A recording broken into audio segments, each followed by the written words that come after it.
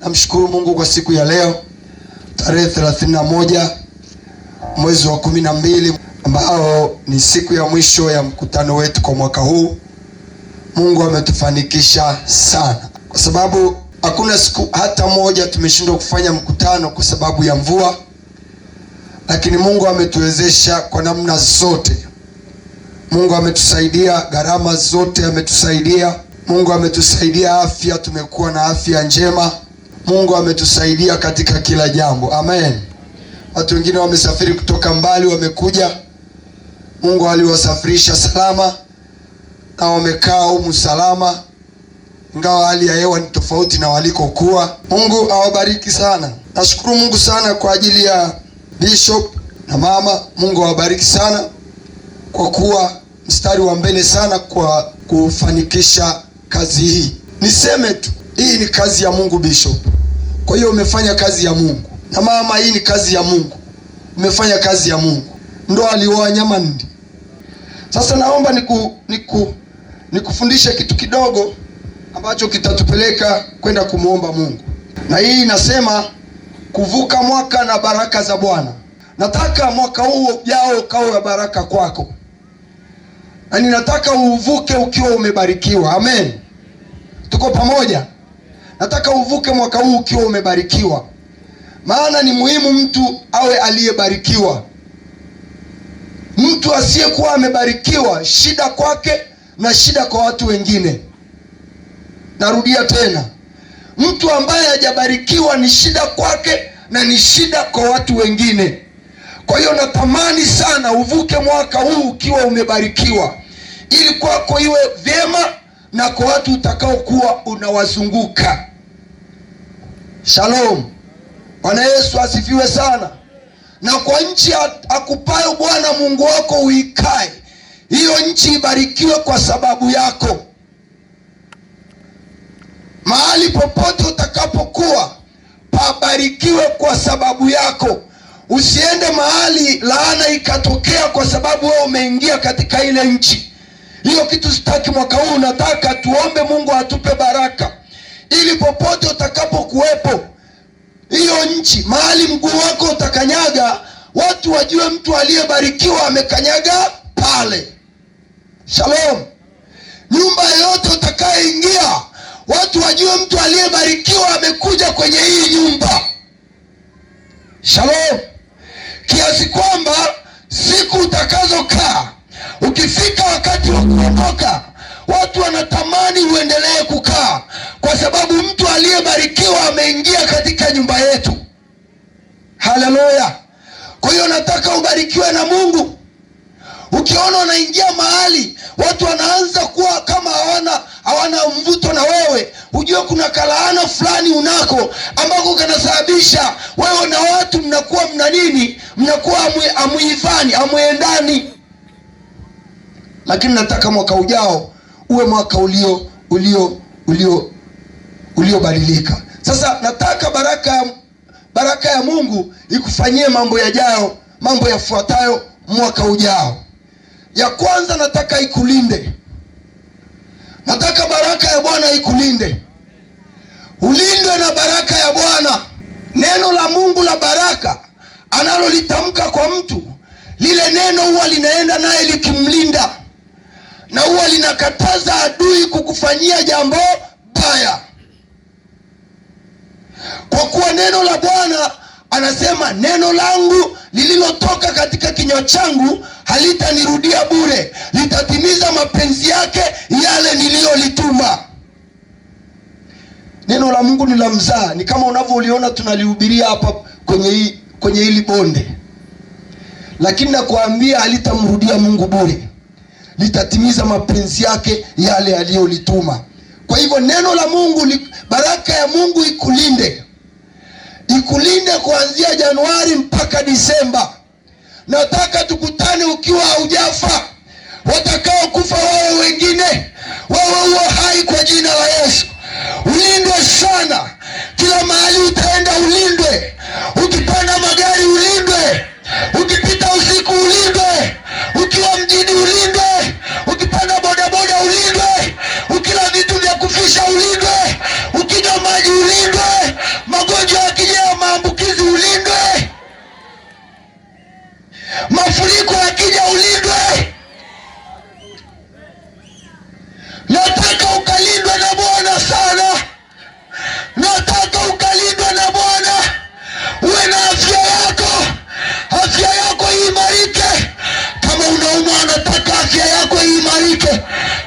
katika jina la Yesu. Kwa nataka baraka ya Mungu ikulinde. Nataka baraka ya Mungu ikulinde. Baraka ya Mungu ni jeshi lisiloonekana linalotembea na mtu. Narudia tena. Baraka ya Mungu ni jeshi lisiloonekana linalotembea na mtu. Mahali wengine wamepigwa mshale, wao unapita, maana una jeshi lisiloonekana linalotembea na wewe. Nataka ukalindwe mwakani. Shalom. Haleluya. Kwa Yesu asifiwe sana. Nataka soma kitabu cha Hesabu 23 mstari wa 4 hadi wa 8. Mungu atakutana na Balaamu. Ndio. Naye Balaamu akamwambia, ndio, nimemtengenezea madhabahu 7. Ndio. Nami nimetoa sadaka ng'ombe mume mmoja na kondoo mume mmoja. Ndio. Juu ya kila madhabahu. Ndio. Bwana akatia neno katika kinywa chake Balaamu. Ndio. Akasema, ndio, umrudie Balaki, ukaseme maneno haya. Ndio. Akarudi kwake, na tazama, amesimama karibu na sadaka yake ya kuteketezwa. Ndio. Yeye na wakuu wote wa Moabu pamoja naye. Ndio. Akatunga mithali yake akasema, ndio, Balaki ameleta toka Aram, mfalme wa Moabu, kutoka milima ya mashariki. Ndio. Njoo unilaanie Yakobo, njoo unishitumie Israeli. Ndio. Nimlaanije yeye Mungu kumlaani? Ndio. Nimshtumije yeye ambaye Bwana hakumshtumu? Shia hapo mwanangu, asante sana. Huyu jamaa anasema mstari wa 4, Mungu akakutana na Balaamu, naye Balaamu akamwambia nani? Mungu. Akamwambia, nimetengeneza madhabahu 7. Omba ushike hilo neno. Nimetengeneza madhabahu 7. Anamwambia Mungu, kwa sababu walikutana. Kwa sababu baada ya ajenda ya kuwalaani Israeli kwanza, Mungu alianza kutembea katika kila eneo ambako ajenda zinapangwa kwa ajili ya kulaani Israeli. Akaanza kwenda kule kwa mtu mlaani anayelaani, akaenda kule. Kwa hiyo kuanzia pale Balaamu na Mungu wakawa wanakutana occasionally. Walikuwa wanakutana katika mazingira tofauti. Mungu alikuwa amwachi Balaamu aende hatua moja bila kumkutana naye. Sasa Mungu akakutana na Balaamu. Balaamu akamwambia Mungu, maana Balaamu alikuwa wazi sana kwa Mungu. Akamwambia Mungu, usinione hivi. Nimetengeneza madhabahu 7 kwa ajili ya kulaani Israeli. 7 nimezijenga 7. Kwa sababu alimwagiza Balaki, akamwambia, kazi hii ulionituma nijengea madhabahu 7. Juu yake kila madhabahu utoe ng'ombe mmoja na kondoo mmoja. Kwa hiyo alipoenda mbele za Bwana akamwambia, nimejenga madhabahu 7.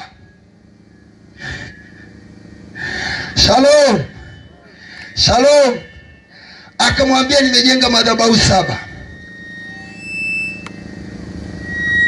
na nimetoa sadaka hapo. Nimejenga madhabahu 7 na nimetoa sadaka hapo. Akamwambia,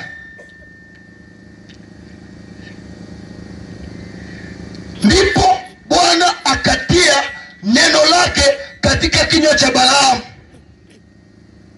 Akamwambia, mrudie aliyekutuma ukalaani hawa watu, anaitwa Balaki. Akamwambia, mrudie ukaseme maneno haya. Akajaza maneno. Akarudi kwake, akakuta amesimama karibu na sadaka yake. Biblia ndio ilivyoandikwa. Amesimama karibu na sadaka yake ya kuteketezwa, yeye na wakuu wote wa Moabu. Kwa sababu hapa ndipo ilikuwa ni nchi ya Moabu, ndio wana wa Israeli wamefika katika njia ya kwenda nchi ya ahadi. Ndio wakakutana na huyu jamaa. Jamaa akasema, hawa watu wana nguvu kuliko mimi, ngoja niwaitie Balaamu akawalaani. Alipomkuta pale kwamba amesimama kwenye sadaka yake ya kuteketezwa, Anasema ndipo akatunga methali. Akatunga mithali. Balaamu huyo ni mlogaji. Akatunga mithali yake akasema, huyu mtu amenileta nije kutoka nchi yangu inaitwa nchi ya Aramu, ili nije nimlaani Yakobo, ili nije nimshtumu Israeli. Tunaelewana? Akaanza kutabiri nimlaanije yeye ambaye Mungu hakumlaani, nitamshutumuje yeye ambaye Bwana hakumshtumu. Tumemaliza. Nataka ubarikiwe. Hayo maneno yaishi. Hata watu wakijenga madhabahu ngapi, hata wakitoa sadaka za aina gani, lakini neno hili tutakalo kutamkia leo na baadaye mkesha kama utakuwepo, hilo neno litakuwa linapingana na madhabahu zozote. Zijengwe Sumbawanga, zijengwe Kigoma, zijengwe Tanga, zijengwe Mbeya, zijengwe Morogoro, zijengwe Kikatiti, zijengwe Kilimanjaro, ziwe 7 au 7 mara 70. Neno tutakalo kuambia leo, neno la Bwana litatembea na wewe, litaagiza jeshi, jeshi litaenda na wewe, litakulinda siku zote za maisha yako kwa mwaka mzima. Utashangaa unakuwa mzima tu. Utashangaa unakuwa mzima tu, na unajiuliza unakuwaje mzima. Utashangaa unakuwa mzima, unajiuliza umekuwaje. Ni neno la kubarikiwa na Bwana, maana baraka ya Mungu inalinda. Nataka ikakulinde, nataka ikakulinde, nataka ikakulinde, nataka ikakulinde. Sababu ya watu kutumwa kulaani ni ili tu wakushinde, ni ili wakushinde. Hiyo sitaki kusoma, imeandikwa Hesabu 22. Hesabu 22 mstari wa 6, tutaenda kusoma mwenyewe. Lakini jambo lingine ambalo baraka ya Bwana itakusaidia, utapata mali na pia utafanikisha wengine. Tunataka wewe mwenyewe ufanikiwe, alafu ufanikishe wengine. Narudia tena, tunataka wewe mwenyewe ufanikiwe na ufanikishe wengine. Uwepo wako mahali popote, tunataka ubadilishe mazingira. Ukikuta kuna mahali kuna vilio, tunataka ukiingia tu vilio vinaanza kupoa. Tunataka ukiingia tu mahali vilio vinaanza kupoa. Lakini tunataka mtu abarikiwe kiasi kwamba mikono yake inakuwa mikono ya uzalishaji. Haleluya! Mikono yake inakuwa mikono ya uzalishaji. Ukipewa kazi mahali mwaka ujao, tunataka yule mtu aliyekupa aseme tulimpata wapi mtu kama huyu aliye bora namna hii. Maana tangu umeingia vitu vyake vinafanikiwa sana. Haleluya! Shalom, shalom. Shalom, shalom. Hebu tusome Mwanzo 30:27 hadi 30. Soma haraka haraka mwanangu. Mwanzo sura ya 30 mstari wa 27 hadi wa 30. Twende chap chap, maana muda umekimbia sana. Biblia inasema, ndio mwanangu. Labani akamwambia, ndio, iwapo nimeona fadhili machoni pako, ndio, kaa, maana nitambua ya kwamba Bwana amenibariki kwa ajili yako. Ndio. Akasema, ndio, sema mshahara wako utakao, nami nitatoa.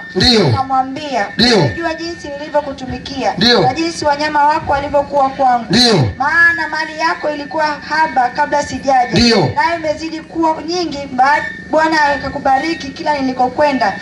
Basi sasa nitaangalia lini mambo ya nyumba yangu mwenyewe? Asante, ishia hapo hapo.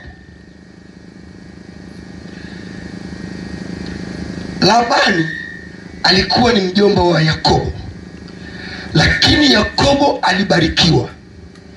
Na Biblia inaniambia kwamba Isaka alipokuwa anamtuma Yakobo kwenda kwa ndugu wa mama yake, akumpa mtaji, alimpa mbaraka tu.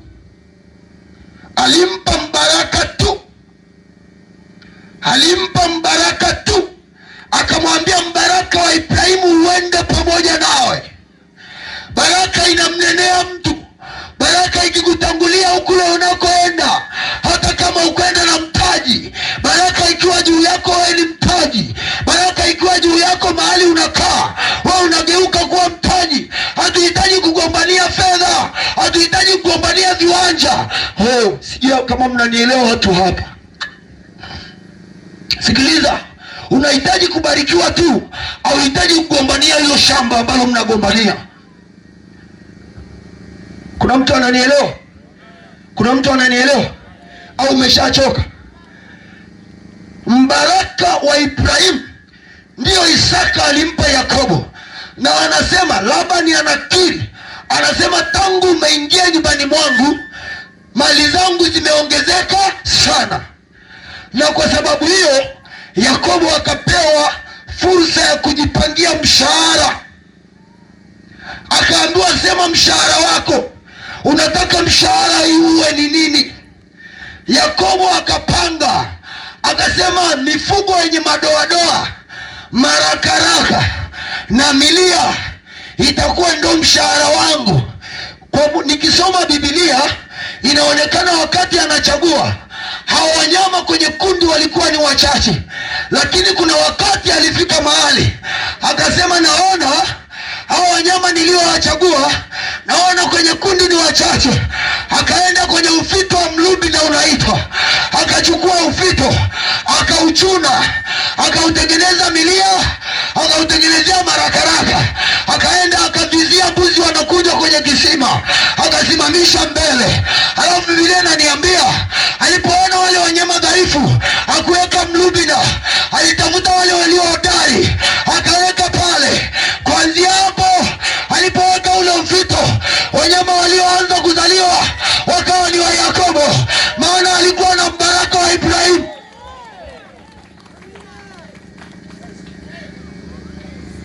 Usifanye mchezo na baraka, usifanye mchezo na kubarikiwa.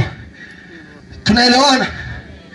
Ilifika mahali mali za Yakobo zikaongezeka, wakaanza kugombana naye. Akaanza kuwa mtu mwenye nguvu sana. Mtu aliyeondoka alipewa mbaraka peke yake, hakupewa mtaji, hakupewa ng'ombe, alipewa mbaraka.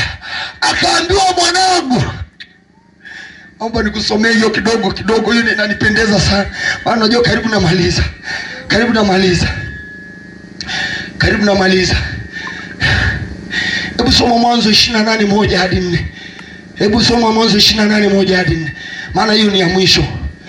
Hiyo ni ya mwisho. Na mwanangu, basi Isaka akamwita Yakobo akambariki. Ndio. Akamwagiza akamwambia, ndio, usitwae mke wa binti za Kanani. Ndio. Ondoka uende Padanamu, ndio, mpaka nyumba ya Betheli baba ya mama yako. Ndio. Ukajitwalie huko mke, ndio, katika binti za Labani ndugu ya mama yako. Ndio.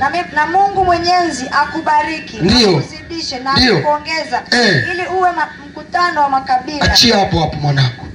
Au soma na 4, sorry. Akupe mbaraka wa Ibrahim, ndio, wewe na uzao wako, ndio, pamoja nawe, ndio, uje kurithi nchi ya kusafiri kwako Mungu aliyompa Ibrahim. Ndio. Hapa anaondoka. Nasikiliza, kulikuwa na ugomvi katika ile nyumba. Mtu aliyebarikiwa si king'ang'anizi, huwa yuko tayari kuondoka. Alafu anapoondoka hataki hata kuondoka na mbuzi. Na baba yake akaona nisimpe mbuzi, acha nimpe mbaraka wa Ibrahimu. Akamwambia mwanangu Yakobo, akamwagiza, akampa kwanza sharti, ili mbaraka wangu uende nawe, usioe mke kwenye haya makabila. Unaona hiyo mwanzoni? Akamwambia usioe binti za Mkanani, nenda kaoe kwetu kwa mama yako, kaoe kwa baba yako na mama yako, huko ndiko utajitwalia mke. Lakini akamwambia, sikiliza, hayo ilikuwa ni maagizo ya kwanza.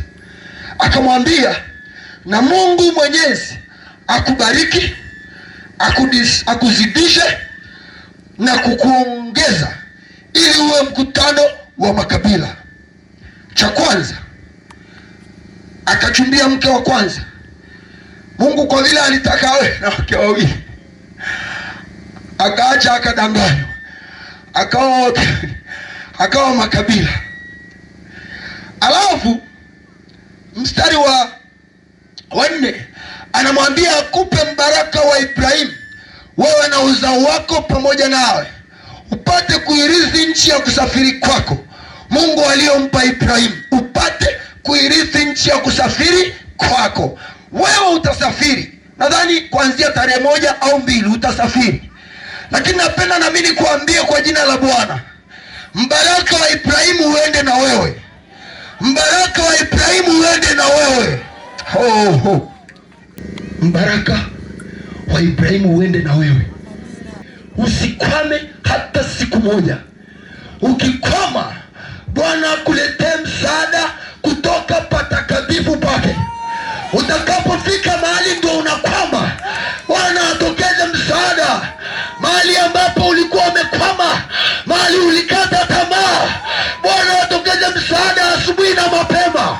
Watu wakifikiri wanaamka wakuta umekufa, wanashangaa, wanaamkia muujiza wako. Haleluya! Haleluya! Mbaraka wa Ibrahimu uende nawe. Mbaraka ambao ukwami, mbaraka ambao utegemei mvua, mbaraka ambao inyeshe mvua liwake jua wewe upo. Unanielewa? Unanielewa? Kuna kitu kinaitwa mbaraka, hakitegemei mvua. Tuko pamoja? Hakitegemei mvua, chenyewe kinajitegemea, kinajitosheleza chenyewe. Baraka inajitosheleza yenyewe. Niko nawaambiaga watu, nikawaambia mtu aliyebarikiwa yeye ndio fedha. Sikilizeni nikwambie, mtu aliyebarikiwa yeye ndio fedha. Mtu aliyebarikiwa yeye ndio maji. Mtu aliyebarikiwa yeye ndio umeme. Haleluya! Hata ukikaa porini umeme utakufuata. Hata ukikaa mahali kuna jangwa maji yatakufuata. Maana wewe ndio maji, maana wewe ndio umeme, maana una mbaraka wa Ibrahimu ambao unajitosheleza wenyewe. Nataka upokee mbaraka wa Ibrahimu. Alafu anasema wewe na uzao wako. Sije ukaacha shetani akachezea uzao wako. Mungu akakubariki. Mungu akakubariki. Kama una madeni, Mungu akuondolee madeni. Narudia, kama una madeni sugu, Mungu aanze kuyatia mafuta, oil ya lainike, ya sambaratike. Yawe kama bonge la udongo lililowekwa kwenye maji, linaanza kuyayuka lenyewe hilo deni kwa jina la Yesu. Maana unaondoka na mbaraka wa Bwana, madeni yako yataanza kukukimbia yenyewe. Ukilaaniwa rafiki yangu, unashindwa kulipa hata 200,000. Nashangaa mtu ameenda kuchukuliwa vitu nyumbani kwa sababu ya 200,000. Utakapobarikiwa, halafu kumbuke siku hizo ulizochukuliwa makochi kwa sababu ya 200,000, mpaka unashangaa. Mpaka unafanya nini? Haleluya! Bwana Yesu asifiwe sana. Naomba sogea mbele hapa nikubariki. Sogea mbele nikubariki, mtu wa Mungu, sogea mbele. Nataka tuwabariki leo.